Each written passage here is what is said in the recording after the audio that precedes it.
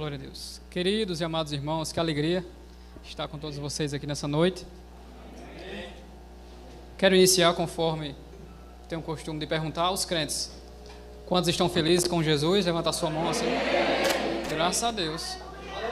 Quase todo mundo está feliz, né? Eu vi aqui umas pessoas.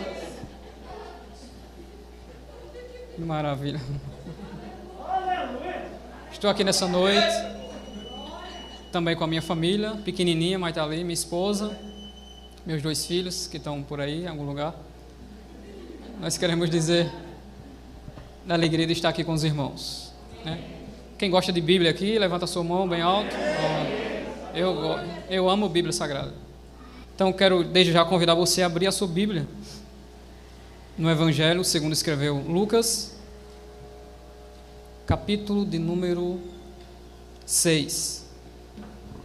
Evangelho segundo escreveu Lucas, capítulo de número 6.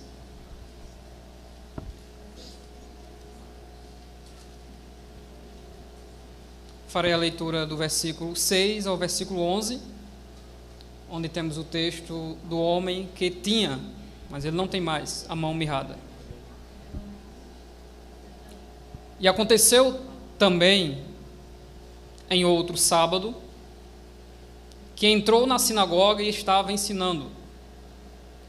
E havia ali um homem que tinha a mão direita mirrada. E os escribas e fariseus atentavam nele, se o curaria no sábado, para acharem de que o acusar. Mas ele, conhecendo bem os seus pensamentos, disse ao homem que tinha a mão mirrada: levanta-te e fica em pé no meio. E levantando-se ele, ficou em pé. Então Jesus lhes disse: uma coisa vos hei de perguntar. É lícito ou permitido nos sábados fazer bem ou fazer mal? Salvar a vida ou matar? E olhando para todos ao redor, disse ao homem: estende a mão. E ele assim o fez. E a mão lhe foi restituída sã como a outra. E ficaram cheios de furor, e uns com os outros conferenciavam sobre o que fariam a Jesus. E você diz amém. Amém.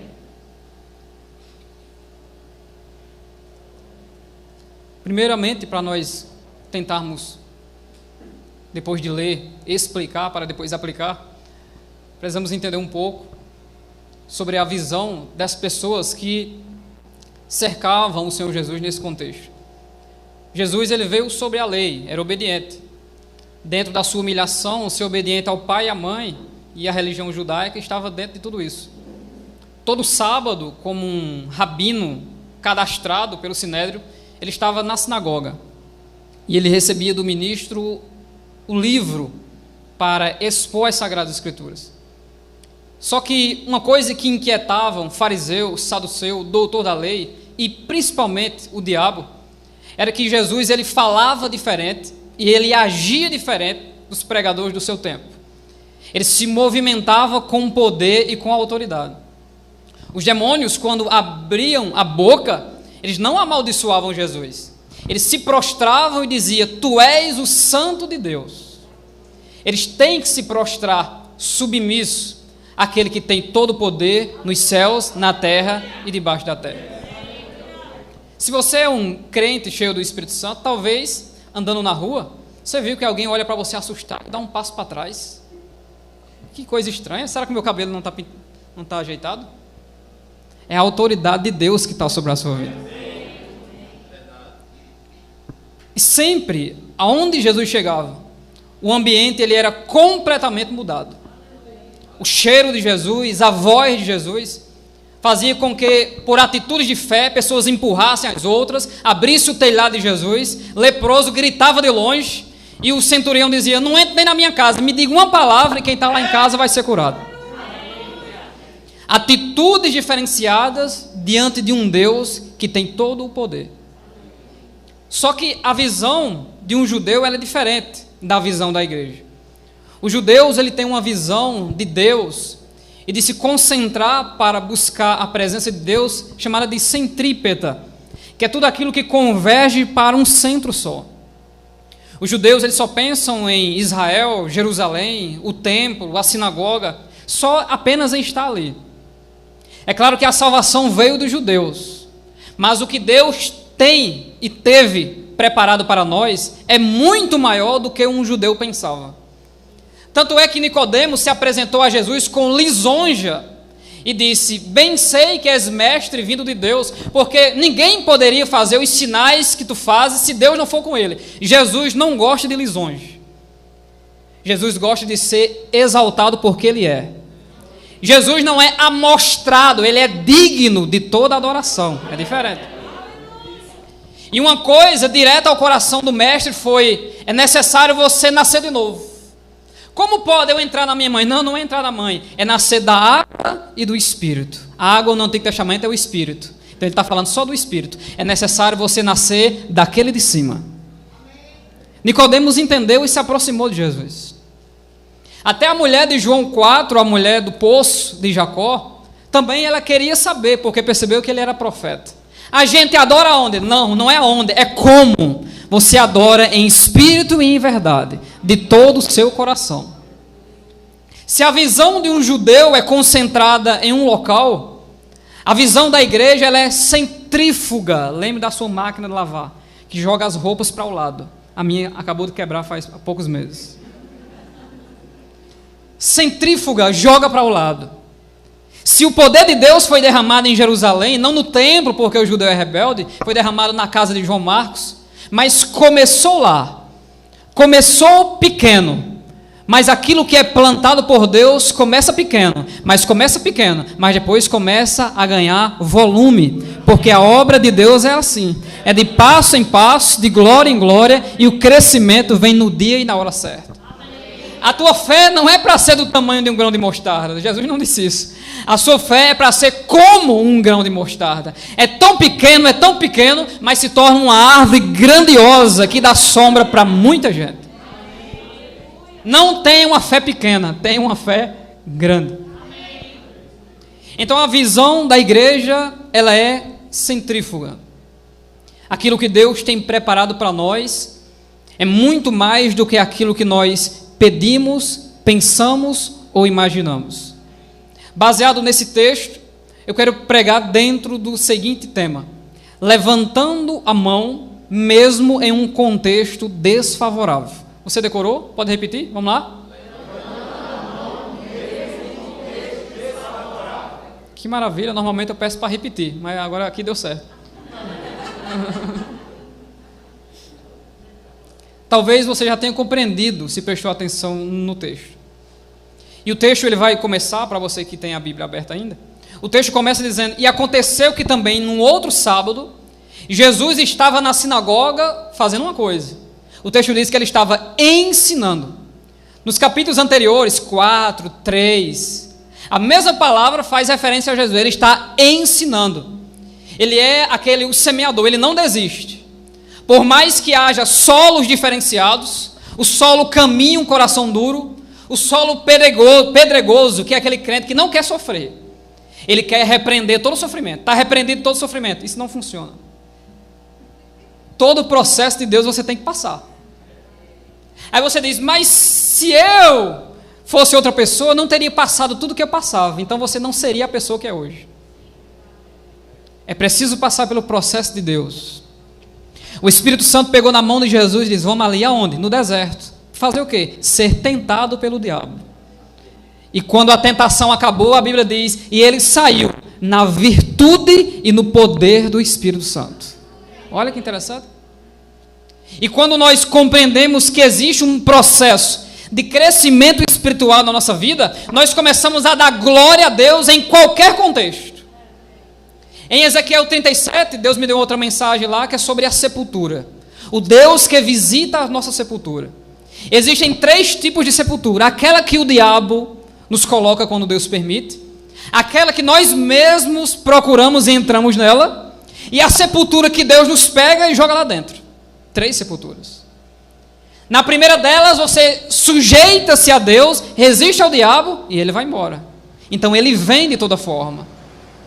Mas aquele que é sujeito a Deus, ele é obediente. E tendo obediência, ele tem autoridade de Deus. E o maligno, ele não entra na sua casa. Dentre as revelações da minha esposa, ela acordou de madrugada e disse que tinha alguém empurrando na porta da cozinha. E ela tentando segurar, e era muito forte essa pessoa. E ela disse, quem é que está aí? Ele disse, eu sou o Satanás. Eu estou querendo entrar aí. Mas vocês não estão deixando. Veja a teologia satânica correta. Porque ele só fala mentira quando ele é próprio, ele fala. Mas ele fala a verdade também. Nós não deixamos ele entrar. Não é só Deus, é uma responsabilidade minha. A minha vida de santificação diante da presença de Deus faz com que eu ande de cabeça erguida. Na tribulação, na angústia, na fome, na nudez, no perigo, na espada, em qualquer circunstância. Nós louvamos a Deus como Paulo na música que ele escreveu chamado de Cântico de Vitória. E a fé deste homem era tão grande que ele diz, porque estou certo de que nem a morte, nem a vida, nem os anjos, nem os principados, nem as potestades, nem o presente, nem o porvir, nem a altura, nem a profundidade, nem alguma outra criatura nos poderá separar do amor de Deus que está em Cristo Jesus, o nosso Senhor. A fé dele está estabelecida, ele é firme. Então ele não está dizendo, sofrimento eu não te quero. Não, então não tem crescimento. Vai ficar criança a vida toda. Crente menino a vida toda. Chupando chupeta e pedindo mamadeira a vida toda. Mas no texto, o Cristo que ensina está ensinando. Então no primeiro versículo nós temos Jesus que ensina, mas nós temos também outra característica, que está relacionado a alguém que está naquele culto de tarde de sinagoga. O texto diz que havia ali um homem que tinha a mão direita mirrada. Então 50% dos membros superiores dele estavam com defeito. Uma mão mirrada é a mão que tem os ossos, tem os tendões, tem a pele, mas quase não tem musculatura. E com isso os tendões puxam o seu pulso e seus dedos, e a sua mão fica horrível. Eu quero conjecturar que esse homem, estando na sinagoga, e isso para ele sendo uma vergonha física, ele não se senta aqui na frente como o pastor está, ele senta lá atrás. E aqui eu não estou dizendo nada com ninguém que está lá atrás. Mas ele senta lá atrás escondido, porque a mão dele está torta. Provavelmente ele esconde a mão dentro da sua roupa. Eu estou aqui para buscar Deus, mas eu tenho uma vergonha na minha vida. A minha mão está ressequida. E eu não quero que ninguém veja isso. É uma vergonha de algo do passado. E às vezes quando você tem alguma vergonha no seu corpo, você quer esconder. Às vezes a sobrancelha está com defeito e fica passando a mão assim o tempo todo. Às vezes o dente da frente caiu e fica sorrindo, botando o dedo assim. Alguma coisa acontece. E eu tento esconder que o meu cabelo está caindo aqui em cima. Então às vezes as pessoas tentam esconder algum defeito que tem no seu corpo. Mas e quando esse defeito ele é moral? E quando uma coletividade sabe que você cometeu um pecado lá atrás e tentam ressuscitar isso e dizendo, você não é digno de levantar a sua mão e adorar a Deus. Sabe por quê? Porque a sua mão está torta, sua mão está ressequida. Nós conhecemos o seu passado. É essa a situação deste homem em detrimento aos fariseus e escribas hipócritas. Porque eles são símbolos de hipocrisia. Porque enquanto Jesus ensinava, eles queriam atrapalhar a obra de Deus. No reino de Deus existe esse tipo de pessoa. É aquela pessoa, por não ter comunhão com Deus suficiente para servir a Deus, ela odeia a adoração do outro. Ela odeia a alegria e o sorriso do outro. Quando alguém diz aleluia e glória a Deus, ela não suporta aquilo e diz, para de adorar, porque eu conheço o teu passado, eu conheço o teu pecado, e você não pode levantar a mão para glorificar, porque você é pecador. Mas nós temos uma resposta de Deus e da sua palavra. Deus não veio para os santos, nem para os sãos. Ele veio para os defeituosos, ele veio para os tortos. E Isaías no capítulo 40 ele diz que o que está torcido se endireitará, e o que é áspero se aplanará, e a glória do Senhor se manifestará, e todas as pessoas verão que foi a boca do Senhor que disse isso. Vou botar mais longe assim para tu aumentar um pouquinho. Senão minha garganta vai acabar já já.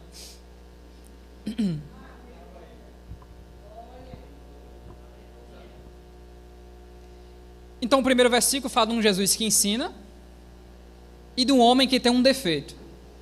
Então naquela tarde havia alguém que tinha uma necessidade. Talvez aqui tenha pessoas assim. Se formos falar de promessa, é impossível alguém aqui não ter uma promessa.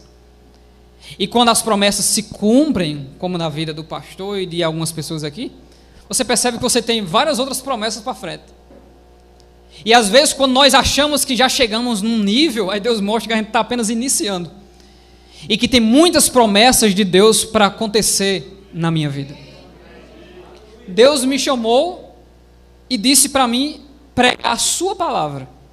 Enquanto nós visitávamos uma senhora doente no bairro do Paulistano. Ela é uma profeta de Deus. E em profecias Deus me disse, pregue a minha palavra ao meu povo. Eu não fiquei alegre. Eu saí totalmente angustiado. Porque eu só tinha 1 ano de evangelho. Eu disse, como eu vou pregar a tua palavra ao teu povo se eu nem sei se o Salmo 23 é no 23? Mas para tudo existe um tempo. E Deus deixou bem claro no meu coração, não, eu estou só anunciando. Falta 11 anos para você começar ainda. E todo esse processo me fez entender que o início da preparação é apenas o início de algo grande que Deus tem preparado.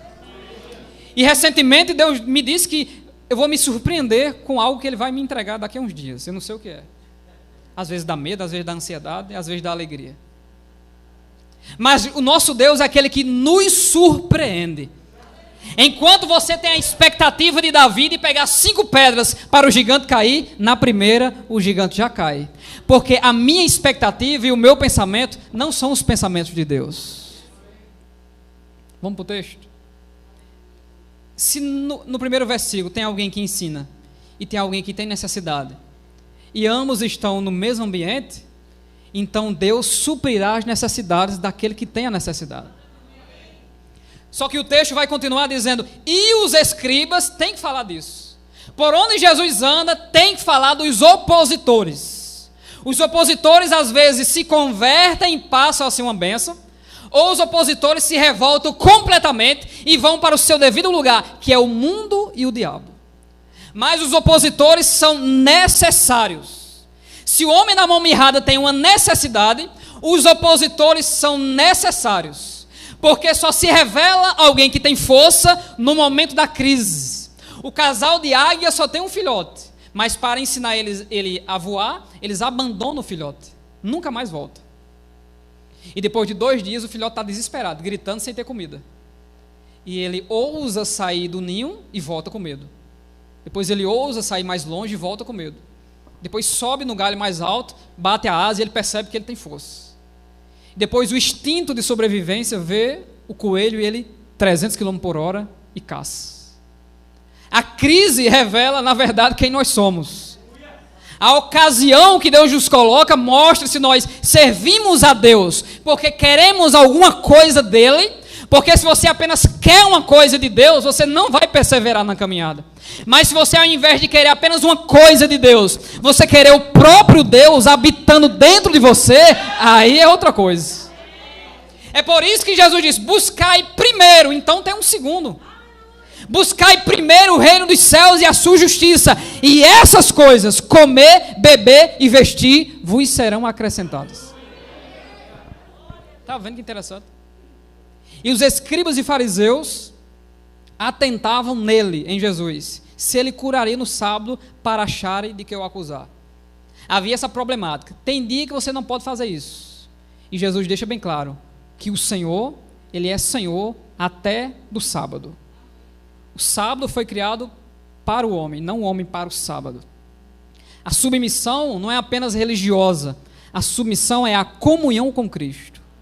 Quando você inverte isso, você se acha fiel porque você vem para o culto. Eu sou fiel, sempre eu estou aqui, mas ser fiel é cumprir a palavra de Deus. Essa fidelidade aqui é uma outra, que com certeza vai agradar muito o nosso pastor, em ver sempre vocês aqui. Mas quando nós olhamos para o céu, O inimigo de nossas almas, os escribas e fariseus, e o diabo diz: ele tem comunhão com Deus, ela tem comunhão com Deus, porque há perseverança, existe santificação, existe adoração. Ele não para de maneira alguma. Quanto mais as coisas complicam, mais a fé se revela na vida deste crente. Talvez tenha alguém assim aqui nesta noite, pois se alegre, aquilo que está torto, Deus vai endireitar. Sempre tem gente tentando atrapalhar a obra de Deus. Eles queriam acusar Jesus. Acusar Jesus, nos dias de hoje, pode ser traduzido como: não pregue a Bíblia aqui. Mais ou menos isso aqui. Nós estamos sofrendo uma crise, porque existe um sinal para a volta de Cristo interno, que é chamado de apostasia, onde a igreja se torna cada vez mais secular. Todo mundo é crente hoje em dia. Gretchen é crente, Amado Batista é crente, Xande é crente, até os católicos é crente, todo mundo é crente.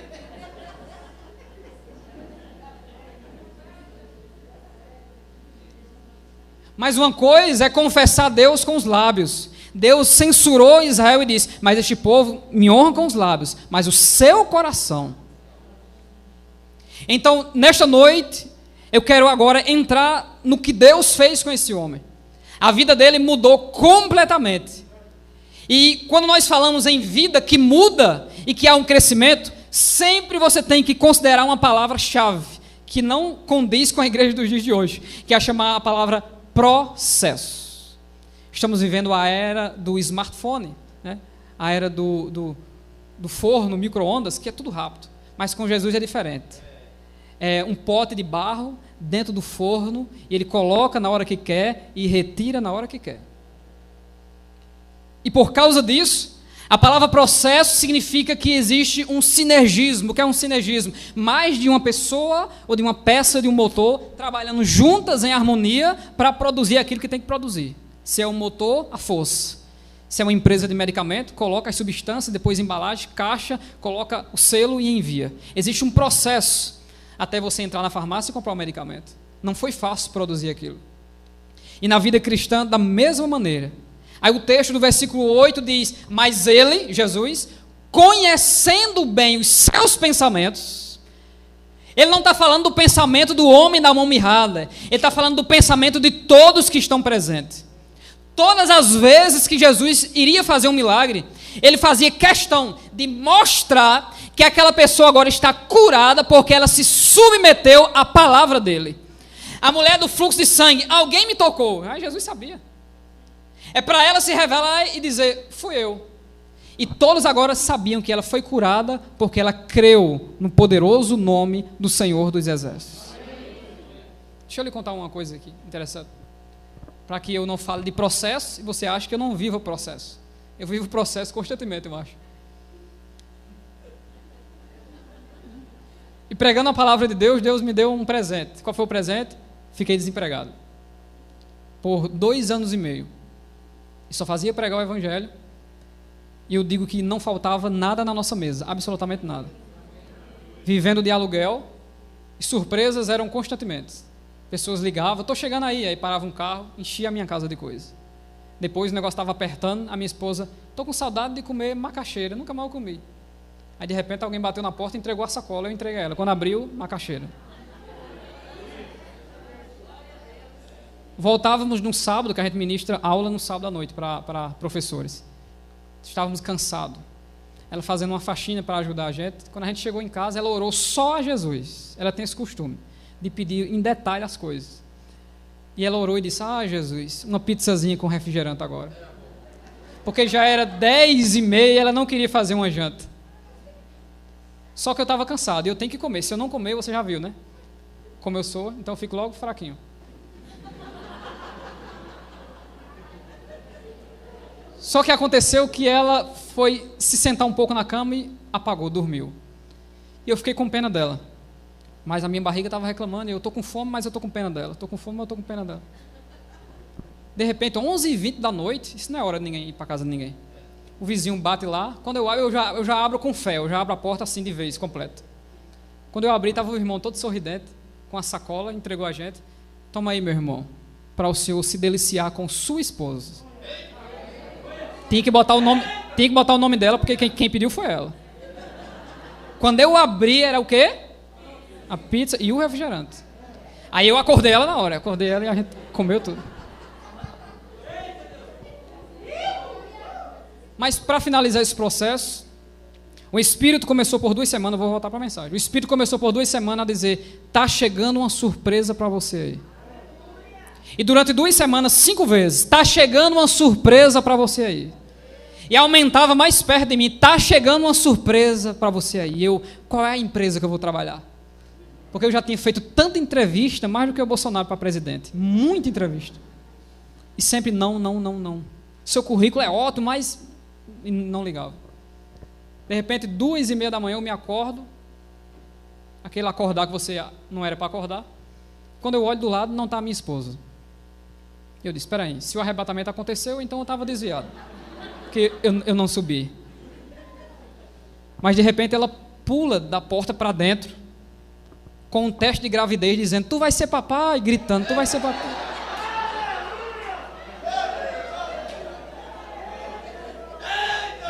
Mas a minha reação foi, peraí, depois a gente resolve isso aí. Eu disse, mas Deus, eu estou desempregado, o Senhor está me dando um menino, eu quero um emprego. Mas o Deus que nos coloca nas situações, Ele supre todas as nossas necessidades. E quando a barriga dela já começou a crescer um pouco, um irmão me visitou no outro horário que eu não gosto, 1h30 da tarde do domingo. E ele entrou, depois que eu tinha almoçado, sentou lá, conversou comigo 5 minutos, e faz quase 4 anos que eu estou trabalhando numa empresa abençoada para a glória de Deus. Tão abençoada que eu estou de folga hoje aqui para pregar o Evangelho. A situação deste homem era semelhante a qualquer um de nós. Há uma necessidade em mim, eu sempre vou na sinagoga e ninguém supre essa minha necessidade. Jesus sabendo quem tem necessidade. Veja só, Jesus ele está de olho por quem e para quem tem a necessidade. Quem tem necessidade, ora, adora e busca. Pedir, buscar e bater. Aí você encontra.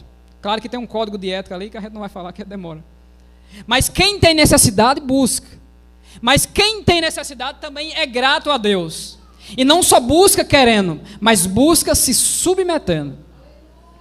E Jesus que conhece os nossos pensamentos, Ele é onisciente, Ele conhece todas as coisas, Ele vai direto na alma e no coração de quem tem necessidade. É por isso que eu quero aplicar o teu coração e dizer uma coisa: 100% dos que estão aqui sairão com a alegria do Espírito Santo sobre a sua vida. Terão aqueles responsáveis que conservarão a alegria por muito tempo. Terão outros que vão perder ali na esquina. Mas a gente precisa dizer. De repente começa o processo com o homem e ele diz, levanta-te. Começou o processo. Ele está lá atrás, a mão mirrada está escondida, então vamos levantar. E por que ele tem que se levantar? Por conta de Isaías 55:11. Assim será a palavra que sair da minha boca. Ela não retornará para mim vazia. Antes fará o que me apraz e prosperará naquilo para que eu a enviei. Então ele está dizendo, se eu mandei você ficar de pé, fique de pé. Então Jesus diz, levante-se. Aí ele ficou de pé, mas escondendo a vergonha. Até aí o processo está bom. Mas quando nós começamos a obedecer às ordens de Jesus, nós percebemos que quanto mais a gente obedece, mais Ele cobra que nós venhamos a avançar mais nessa comunhão. Quanto mais você se acha porque ficou um tempo de joelho, oh meu Deus, tem gente que bate até no joelho, 1 hora de joelho. De que vale isso? O que vale é a sinceridade. Se você ficou gritando 1 hora, mas a jovem orou 15 minutos sincero, ela orou mais do que você. E o primeiro processo é, fique de pé. E ficar de pé, mesmo em um contexto desfavorável, é complicado. Ficar de pé enquanto a faculdade vai encher você de marxismo e feminismo, é complicado. Ficar de pé enquanto conseguir alguém que pregue a Bíblia, parece que é procurar uma agulha no palheiro, ou um ouro numa mina, onde você ouve apenas, muitas vezes, costume, e as pessoas esquecem a mensagem da Bíblia. Aí você não é alimentado. Ficar de pé em um contexto em que Cristo de forma iminente vai voltar, e ele em Lucas 18:8 diz: quando o Filho do Homem voltar, porventura achará fé? Fidelidade, ele está dizendo. Será que quando Cristo voltar, terá pessoas fiéis? Quem são os fiéis? Aqueles que não ficam sentados com a sua vergonha escondida, mas aqueles que dizem: irei te obedecer e ficarei de pé, mesmo nesse contexto difícil, de escriba, fariseu e de dificuldade do mundo e do diabo que quer acabar com a minha vida e com a minha família, eu ficarei de pé. É a palavra de Josué que disse: eu e minha casa, nós serviremos. Não sei você. Ele está dizendo: eu tenho responsabilidade por aquilo que é meu. É isso que ele está dizendo. Está vendo aí? Então o homem aceitou o primeiro processo, ficou de pé. Só que aí o negócio complica, que Jesus começa a pedir mais coisas. E o segundo ele diz: agora venha para o meio. Não é só para ficar de pé. Ficar de pé é símbolo de permanecer perseverante na presença de Deus. Você vê que nas 7 cartas lá do Apocalipse, sempre ele diz: se você perseverar, você vai ter isso. Então, se não perseverar, não vai ter isso. E o que é perseverar? Perseverar é ir quando não dá para ir. Isso é perseverar. Não é quando você está tudo bem alegre, caminhando para a igreja. Não, perseverar é andar quando não dá para andar. Subir uma escada sem degrau. Pular o buraco que você não alcança. Mas aquele que persevera, ele é respaldado por uma palavra de Isaías 41:10 que diz: não temas, pois, porque eu estou contigo. Não te assombres, porque eu sou o teu Deus. Eu te esforço, te ajudo e te sustento. A força, a ajuda e o sustentáculo é Jesus Cristo de Nazaré. Ele é a pedra angular. Ou, se você gosta melhor ainda, Êxodo capítulo 3. Deus, quem é o Senhor para que eu diga a Faraó? Moisés, fala o seguinte, vou traduzir logo, né? Moisés, eu sou aquele que serei enquanto você vai. É isso que ele está dizendo. Moisés, o segredo é assim: você marcha com o povo e eu serei. O eu sou o que sou é um verbo, é mostrar-me-ei, ou mostrar. Então Deus simplesmente está dizendo: você tem língua dura, mas quem fez os olhos, o ouvido, o nariz e a boca? Não fui eu, diz o Senhor? Então a capacidade que você precisa está em mim, Moisés. Eu sou o que sou. Aí Moisés foi.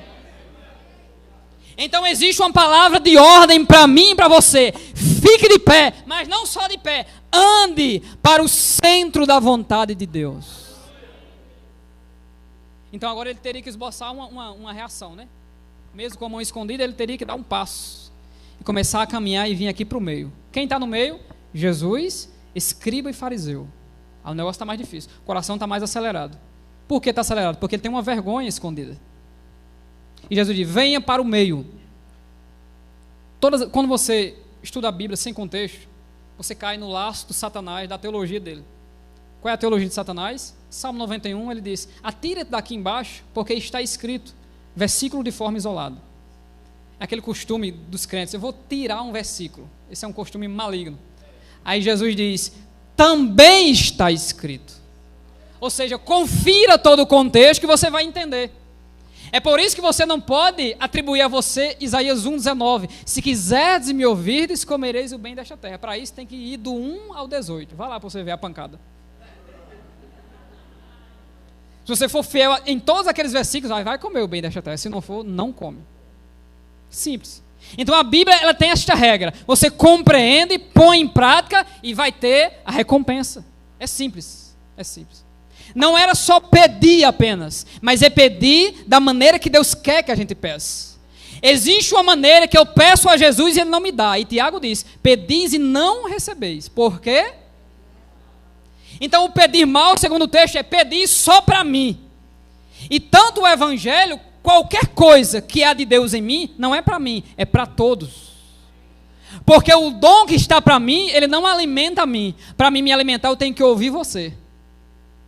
Por isso que a igreja é um corpo interdependente pelo Espírito e se edifica através dos dons espirituais.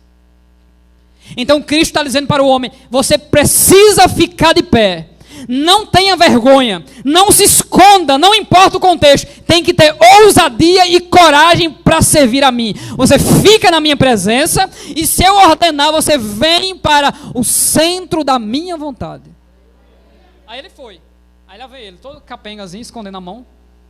Aí ele está no centro, ele, eita, venci, a vitória é minha, com sabor de mel. Jesus ia pedir coisa mais complicada ainda. Agora ele está diante de Jesus. Aí Jesus, pronto, escriba e fariseu de um lado do outro. Traduzindo, se você obedecer aquilo que eu vou te ordenar agora, sua vida vai mudar completamente. É isso que ele está dizendo. Por isso que Jesus, sabendo que a mão escondida dele, que o texto não diz que está escondida, é conjecturação, a mão que está escondida, Jesus, eu conheço você. Eu conheço o seu passado. Conheço todas as articulações, os teus dedos. Conheço tudo aí. Sei aquilo que está faltando.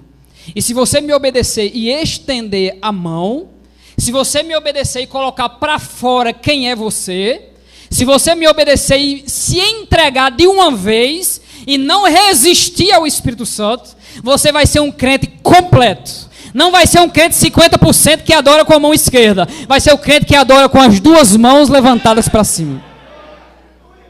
Então a ordem do Espírito nesta noite é: se entregue de uma vez.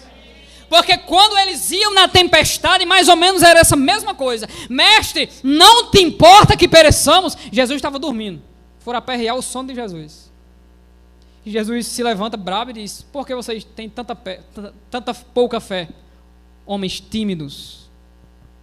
Lá ele está dizendo também isso: se entregue completamente. O Deus que você serve é aquele que, segundo a Bíblia, mata e dá vida. Faz a ferida e depois fecha a ferida. 1 Samuel capítulo 1, Cântico de Ana. O Deus que faz isso. O Deus que leva para a sepultura, mas também que tira da sepultura. O Deus que diz para Israel: se vocês obedecerem, nenhuma das moléstias que eu pus sobre os egípcios, eu não colocarei sobre vocês. Então, se desobedecerem, colocarei. Simples isso. É por isso que por onde Jesus andava, doença, doença, doença, doença e doença. Mas os sinais e os milagres não é o fim da obra de Cristo. O fim não era endireitar a mão do homem que estava torto. Porque eles prenderam Jesus em um local, diz aqui em Lucas 4, eles queriam que Jesus ficasse preso no lugar e todas as pessoas vinham para Jesus tocar neles e eles serem curados. Eles queriam transformar Jesus em uma espécie de Valdomiro, ficar parado e colocando a mão em todo mundo ser curado. Aí Jesus vai e foge. Gostaram, né? O nome disso é técnica psicológica. Quando está dando uma repreensão, diz uma brincadeira para você rir e não doer tanto. Eu tenho aprendido. Onde é que eu estava? Jesus fugiu disso. Eles queriam transformar Jesus nesse pastor que você está lembrando de novo dele aí. Mas Jesus correu, literalmente, eles correram atrás de Jesus, pegaram no braço dele e disse: mestre, nós te procurávamos, onde o senhor estava? Ele disse: eu tenho que ir às outras aldeias, pregar o evangelho do reino, porque para isso eu vim, para pregar o evangelho do reino e salvar os que se haviam perdido. Então a obra prioritária de Jesus é endireitar o que está torto. Eu sei que você deseja muito que alguém da tua casa seja endireitado por Jesus, mas a ordem de Deus nesta noite é para você, não é para eles. A ordem de Deus é: faça a vontade de Deus, que aquilo que a tua mão mirrada não alcança, a mão e a destra poderosa do Deus Todo-Poderoso vai alcançar. Aquilo que o teu intelecto não consegue compreender, que você usa a tua inteligência para resolver e não resolve nada, complica mais, o Deus da sabedoria vai lá e muda todo o quadro da situação. É por isso que eu te convido a adorar e a exaltar com as duas mãos para o céu bem alto e glorificando a Deus, porque Ele te remiu, Ele te salvou, Ele mudou a tua vida. Você hoje é cheio de Deus, serve ao Senhor aqui, a alegria do Espírito Santo está sobre a tua vida e o maligno não toca na tua alma.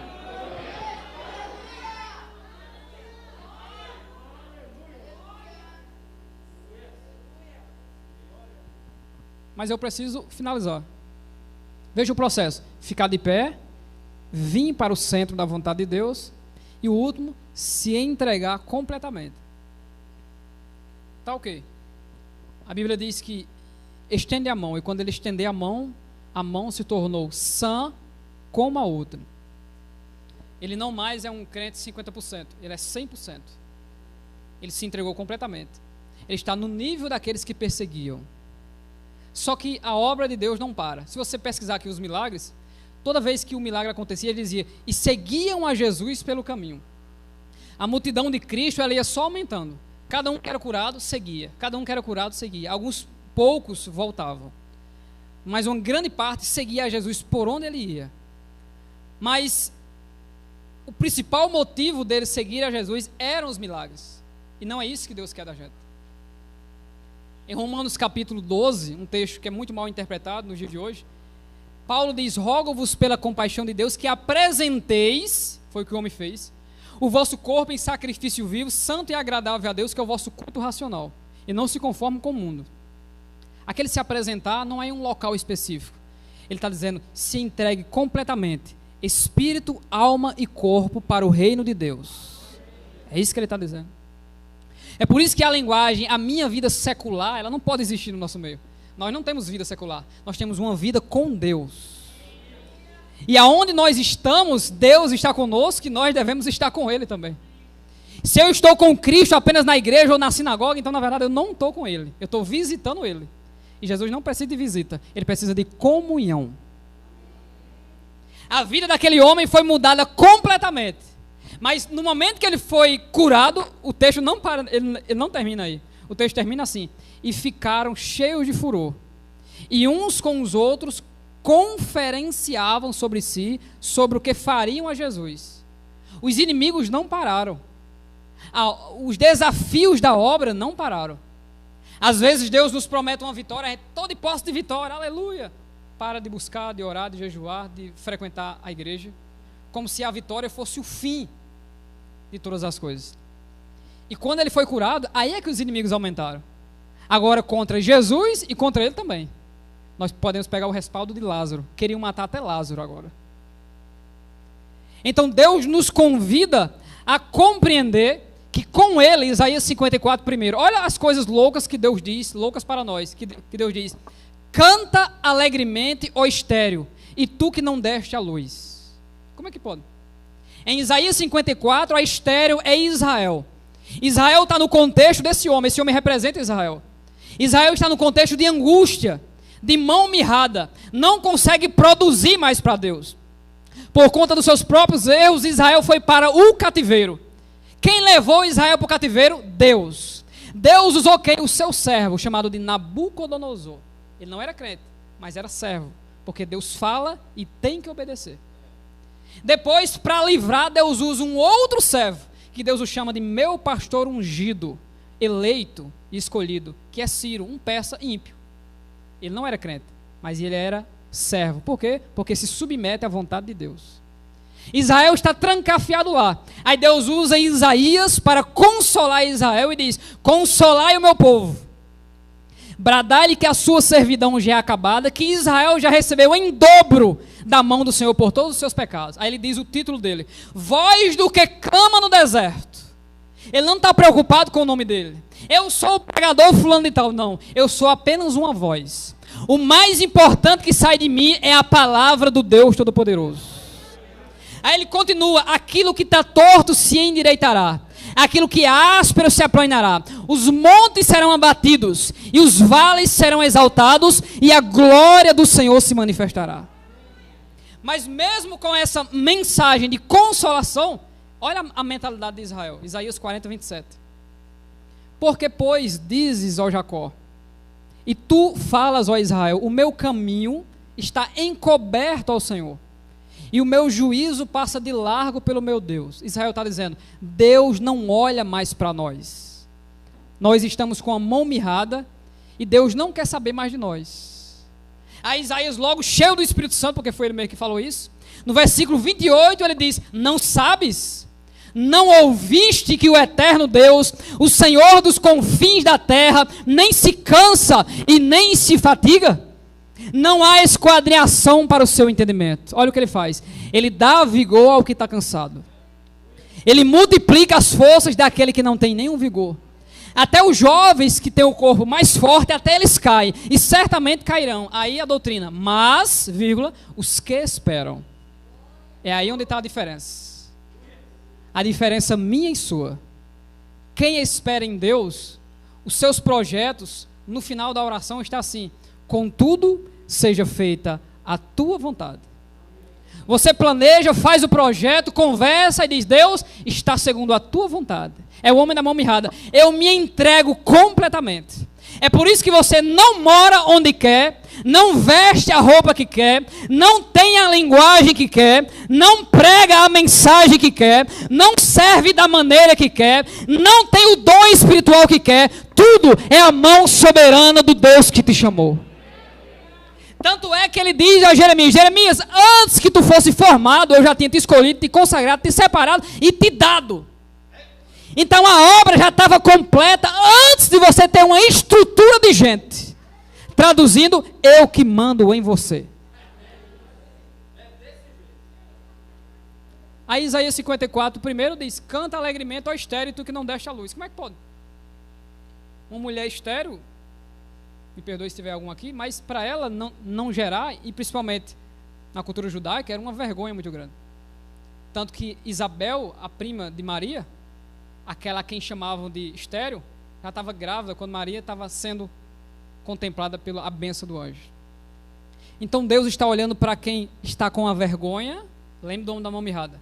Está olhando para quem está com a vergonha e está dizendo: canta, mas não só canta, canta alegremente. Porque se hoje você não produz, Deus vai fazer a partir de hoje que você produza aquilo que você não produz.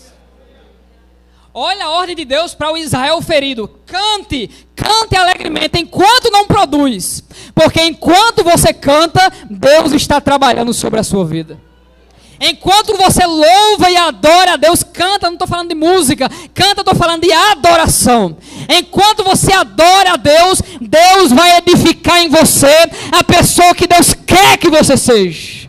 Um crente esclarecido, de cabeça erguida, fortificado, perseverante, que adora em qualquer circunstância e diz: Deus, eis-me aqui, envia-me a mim para fazer a tua vontade. Deus abençoe a todos.